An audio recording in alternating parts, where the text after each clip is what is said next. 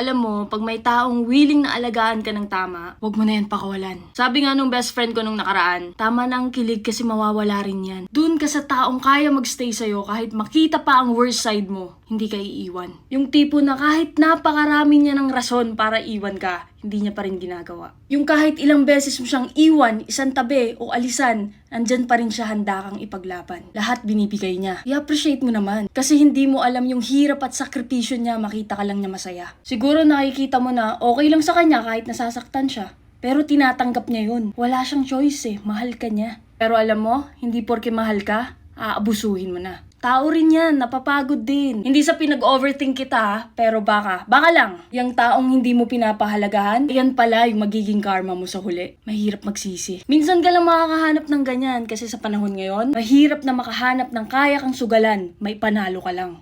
Okay lang sa kanya kahit siya yung dihado. Maparamdam lang sa'yo yung totoong pagmamahal. Pero sabi nga nila, you will never find the same person twice. Not even in the same person. Kaya pag yan napagod na, di ka na makakahanap ng tulad niya. Kaya hanggat maaga, hanggat andyan pa, pahalagaan mo na. Huwag mo na antaying mapagod pa siya hanggang sa ma-realize mo na, ay, huli na pala.